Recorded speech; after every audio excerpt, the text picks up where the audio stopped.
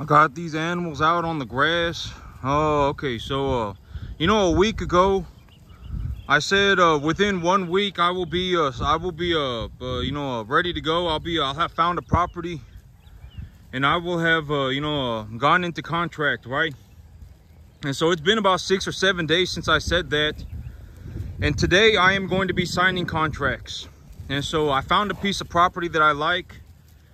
I found I got my lender, and today I'll be signing contracts. And so it's been about 6 or 7 days, and I found a field that I'm gonna buy. I talked to the lender, and I got the parties have verbally confirmed, and today I will be signing the paperwork.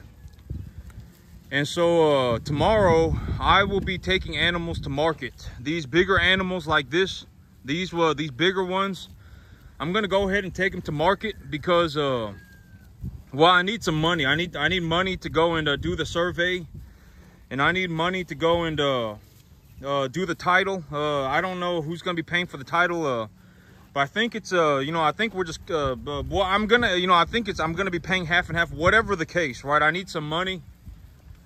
I need some money to do the paperwork. And so tomorrow I'm gonna be taking animals to market tomorrow, so that I got about, I'm just gonna put about $15,000 in my bank account. And once I have $15,000 in my bank account, I'm not really worried. Once I have about $10,000 or so, that's enough money for me to, at least start getting stuff done. And if I need more money, I'll just take more animals to market. And so, today I will be doing the paperwork. I'll be signing contracts. I found a piece of property that I'm gonna buy, and I'm gonna be buying it. And it's a 3-month process to get the land bought. And there's a lease on it for a couple of months too. And so I got myself a piece of property that I'm gonna buy. And so, these animals are going to be going to market tomorrow. And so I figured I'd just let them out on the grass. And I've been thinking about what am I going to do. I've been thinking about the bigger picture, and what am I going to do now that I got an extra 50 acres. Now that I have an extra 50 acres, what is my plan, right? What is my plan? I'm going to be getting the paperwork done, and I'm going to make sure and do everything. And so I'm going to get it all going. And I'm like, what am I gonna do, right? And so I thought about it, and I was like, what I'm gonna do is, I know, 100%, without a doubt in my mind, I am able to run 35 cattle. I am able to put 35, 40 cattle on just straight grass. Legitimately, if I just grew them grass here, and I legitimately gave them nothing else, they would be able to eat their entire diet and put on conditioning, right? They are gonna put on so much weight that they are gonna get visibly fat. And so, if I run 35, 40 cattle, I don't need to worry about giving them any supplemental feed. If that's all I'm going to do, if all I am going to do is run 4 cattle an acre, if that is my plan, I'm not going to run very many cattle. I'm just going to run 3 to 4 cattle an acre. That's very, very, very, a minimal amount of cattle. And I could feed them on grass, 24/7, 365. I could feed them on grass, and they will eat so much grass that they will get fat. And so I was like, okay, well, if I run 35, 40 cattle, at a time, and I run 2 lot of animals a year, and I make about $500 an animal, I make about $35,000 a year. I make about $35,000 a year, and it costs me about $1,650 a month. It costs me about half of that. Well, okay, so if I make $35,000 a year here, if I make $35,000 a year here, that will be enough money to float my debt service for my new piece of property and my tractor. And so, I figured what I'm gonna do is I'm just gonna run 35, 40 cattle here. I'm going to run 35, okay, because, this is a concept that I've talked about repeatedly in the past too, but the less money you are trying to make, the easier it becomes, right? That is a concept that I've talked about in the past, and, it is still true today. And if it changes tomorrow, I'm going to let you know. But the less money you are looking to make, the easier it becomes. And so if you are looking to make something easier, you just essentially you just reduce the amount of money you're looking to make, right? I mean, if you can't make 35 grand, you're not going to make 350 grand. If you can't make 350 grand, you're not going to make 3.5 million, etc., etc., right? I mean, chances are you're not. I mean, at least in farming, right? Because farming, it's essentially just manual labor. You know, farming is like 99% labor, right? I mean, you know, there is a portion of the markets where it's like, oh, if, you know, I can invest in feeder cattle, and, you know, the commodity markets, if they go up and the feeder cattle market goes up, then I can make money by purchasing whatever contracts or whatever. You can do that. But most people in the farming business, when it comes to making money on cattle, are running cattle, right? They're running cattle. They're not purchasing stocks. You know, most of the people, including me, I don't purchase cattle stocks. I don't even know how to buy feeder cattle contracts. I just know how to look up the price on them on the internet. And so, but the grass back here is a little bit better. And but even me, right? I don't know how to purchase feeder cattle contracts. I don't know. But that animal back there, that sick, I don't think he's gonna make it. You know, he's I think I kind of fumbled the ball. Well, I mean, I didn't. Well, I mean, I did because I didn't know what I was doing. But this animal, I caught him early, and actually, I don't exactly know what happened. I caught him early. I did that. I got him a good shot. I got him a good dose of antibiotics, and he is deathly ill. Like, he might be dead. He's probably gonna die in the next 2 or 3 days. That, you know, he's that bad, and you know, but I don't think I honestly think he's gonna die here in about 3 days. I think he's gonna die. But if you take a look at the grass, you can see the sorghum Sudan grass. You know, it's doing good, and it's about 1.5 feet tall. And I just got the animals out on it. I just got them out on it because they're going to market tomorrow, and I want to feed them on grass one last time. I got animals going to market tomorrow, and I just want to put them on some grass. And later today, I'm going to be filling out contracts.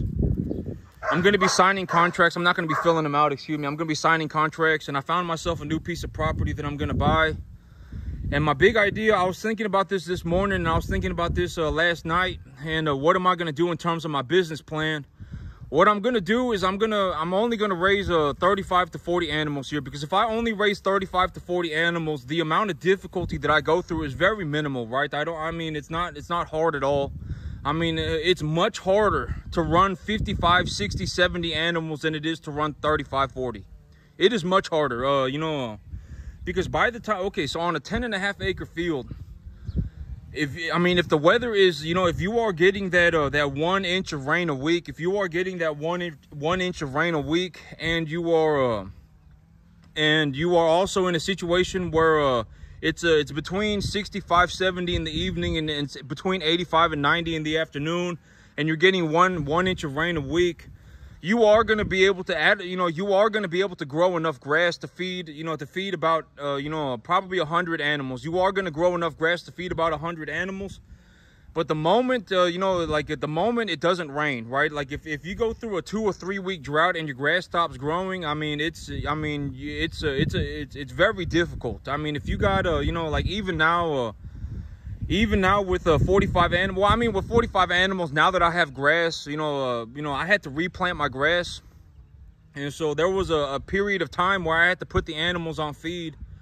But now that I got my grass, I mean, I can just put them out on it. I mean, 45 animals are not going to eat 10 acres of grass. It's not even going to get close. I mean, I'm just going to be honest. I mean, maybe if the 45 animals were like 900 pounds a piece, they could eat all of the grass. But they're, you know, right now, I would say that the average weight of my herd is about 500 pounds. They're about 500 pounds, and they're not, I mean, 45 cattle are not going to eat 10 acres of grass. If they're somewhere between 500 and 550 pounds on the average weight. You know, if I got 550 pound cattle and I got 45 of them, they're not even going to be able to, I mean, they maybe can eat 5 acres of grass. 10 acres of grass, they're not going to be able to eat it, not even close. Especially with the weather being what it is right now. And so if y'all take a look at the grass, I mean, you're going to see that it's over 1 foot tall, and I just got the animals out on it. I just said that they can have at it. And, you know, they just ran straight into the barn, and they're eating the peanut hay. And so, I guess that's just how it goes. But, yeah, you know, I'm gonna reduce. I'm not gonna go to 70 here. Now that I got the property under contract, now that I got the property, I'm going to be signing the contracts today. I'm going to be taking animals to market tomorrow so that I got enough money to do the survey and to do the title work and all that stuff. And I'm just going to put some money in my bank account so that I have some money to do the things that I need to do to, get the property under my name. And I figured if I just run 40 animals here, if I just run 35, 40 animals here, it's going to be very easy, right? It's not going to be very difficult at all. I mean, it will be very simple, and I can legitimately just put the animals out on grass, and I can feed them grass 24/7, 365 days a year. If that is legitimately my plan, all I am going to do is run 3 to 4 cattle an acre. I mean, life becomes very, very, very easy, right? And I don't have to worry about this farm anymore. I can just go and make my money on my 50 acres. And so that is my big plan right now.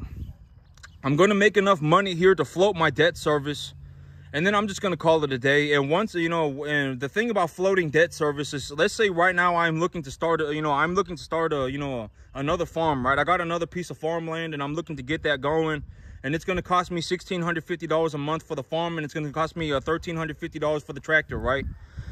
It's going to cost me $1,350 for the tractor, and $1,650, so that's $3,000 a month, right? If it's going to cost me $3,000 a month, the big idea is I make the $3,000 a month here on this farm, and then I use that money that I'm making to float that expense. So I am going to pay for my new farm with this farm, and then when I get to the new farm and I start making money on the new farm, that excess money will be the money going into my pocket. And so, there's, logically speaking, if you just logically think about it, if I can make $3,000 a month on a 10-acre field, I can make drastically more money on a 50-acre field than a 30-acre field or than a 10-acre field, right? I mean, if you put me on a 10-acre field and I'm just going to take it easy and not worry about it, and, I just run my 40 cattle, my 35 cattle, and, that's it, and I just make my $40,000 a year or whatever it may be. I mean, it's a lot easier than me, showing up at a farm, looking to maximize the amount of maximize the amount of the animal health and the amount of gain. I mean, it's always a balance, right? It's like I want my animals to be I want my animals to be conditioning properly. I want them to I want to make sure that they have enough to eat. I want to make sure they are conditioning properly. I want to make sure they have enough to eat. I want to make sure they're healthy. And then on the other side of the equation, there's also I'm looking to make money. I'm looking to make money. And so it's always a balance between those things in the cattle business, right? And so,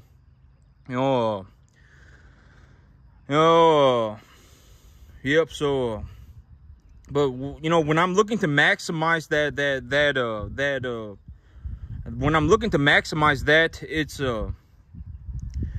it's substantially more difficult, because when I'm looking to just take it easy and I'm like, oh, I'm not going to really worry about nothing, and I'm just going to live my life in easy mode, then I can just run my 3 to 4 cattle an acre, and then I can just put them on grass 24/7, 365 days a year, not worry about it, make my 40 grand and just call it a day, right?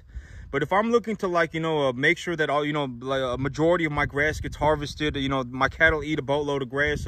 My cattle eat the grass to the ground, and I supplement the grass with the feed that I'm giving them, and I supplement them, and then if the weather goes bad for even a little bit of time, 2 weeks, and if the weather goes bad for 2 or 3 weeks, and then now I gotta put the animals on a 100% total mixed ration. And when I put them on the total mixed ration, the 100% total mixed ration, they may not pick up on it very easily. And if they don't pick up on it very easily, then they get sick, and now I have to pull sick animals. It gets a lot harder. A lot harder. The more money you look to make, the harder it becomes. At least in the farming business. I mean, in the stock market and stuff like that, I don't know. But farming is essentially just 100% manual labor. There's no way around it. I mean, if you think you're just going to wake up and look at a computer screen and that's it, the stock market, you can do that, right? Like, if you work in an office, you can do that. If you work in an office, you have the ability, that is essentially your life, right? Like, let's say you're a mortgage officer and your whole job is to fill out paperwork for people's mortgages. I mean, essentially every day you wake up, you're going to, put on your nice little suit. You're going to put on your nice little suit. You're going to walk into your office and you're going to look at a computer screen, right? And you're going to say hello to the same 10 people that you say hello to every day. And that's going to be your life. But when it comes to farming and when it comes to anything like this, it's essentially 100% manual labor.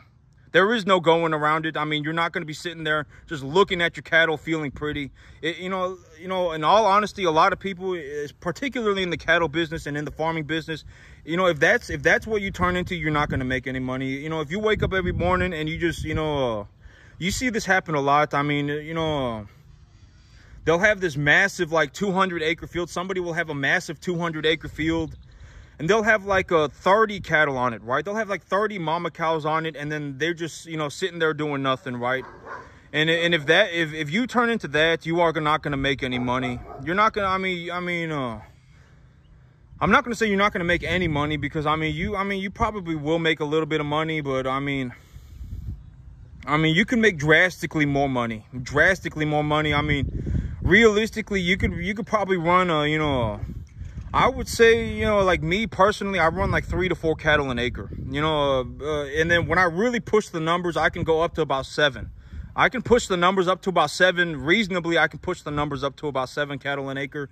You know, like if I really felt, you know, if I really believed that it was necessary for me to do so, I could run 70 cattle on my 10-acre field.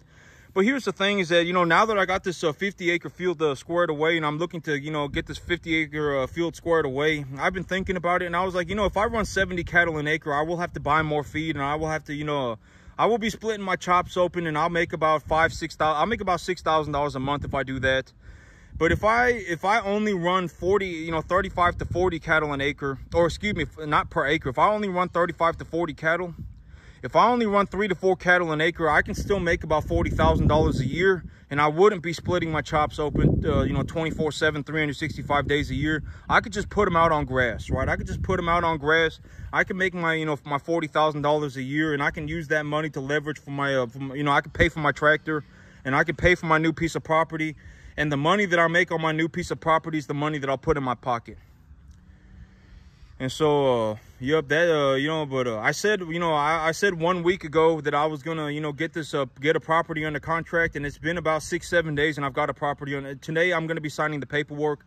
By the end of today, I will have the property under contract. But that's the thing about this this new medication. You know, I gave this, you know, I caught it early, and I gave him the dose of Macrocin, and you know, I was like, the medication's not really working, and so I got on the internet and I looked it up, and Zactran is a significantly better medication for BRD. Zactran is a significantly better medication for BRD than telithromycin is. Gamethromycin is a much better medication for BRD than telithromycin. I did not know that. And so, you know, now that I take a look at it, and I'm like, what am I going to do? What I'm going to do is I'm going to utilize the Macrocin. I'm going to utilize the Macrocin as a metaphylaxis treatment for the animals when they first get here. I was reading a lot of studies on Macrocin as well. And Macrocin, they found that, you know, Macrocin, it reduced the morbidity in high-risk stocker calves. So the segment of the cattle industry that I am in is called a high-risk stocker calf business. And in the high-risk stocker calf business, you know, I actually found this very interesting, but, you know, the average death loss for a high-risk stocker calf business is about 16 to 25%. I did not realize this, but, you know, but like the death loss for dairy animals is like I think it's like 60%. You know, because dairy animals, you know, what they do for dairy animals is that they get the mama cow, and then they and I'm not, you know, I don't know if this was just the studies that I've read, but I mean, you can confirm this on the internet. You know, but the thing about the dairy animals is that they get the mama cow, they put the baby in the mama cow, you know, and then the mama cow, and then when the mama cow gets pregnant and then she drops her baby, she delivers her baby, you take the baby away so that you can harvest milk from the mama cow. And then death loss in the dairy industry is from what I understand, it is incredibly high, like over 55% on a regular basis. And so, you know, but the segment of the cattle industry that I am in is called the high-risk stocker calf business. It's called high-risk stocker cattle. And the average death loss for animals like this is like 16% or higher.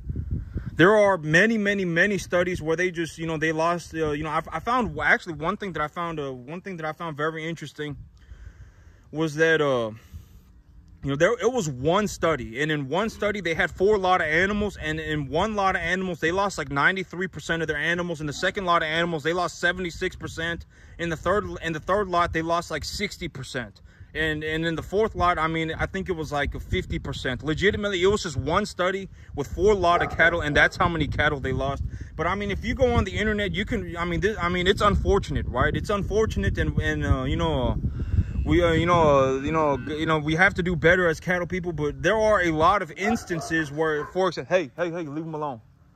There are a lot of instances where like you'll have a boatload of cattle. You'll legitimately have a boat full of cattle, and they'll be shipping them to another country. And by the time they get to the other country, I mean, like 60% of the animals are dead. I mean, it happens all the time. And so, you know, I think that this is one of the things that people don't understand. It, particularly if you don't know anything about the cattle industry, you're not going to understand.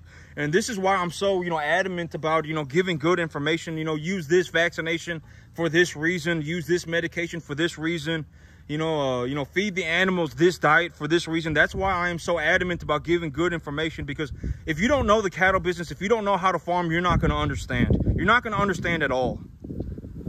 And so, you know, but I mean, if you go on the internet and you look it up, I mean, it happens all the time. And, you know, but yeah, that's it for me today, YouTube. Y'all have a good one.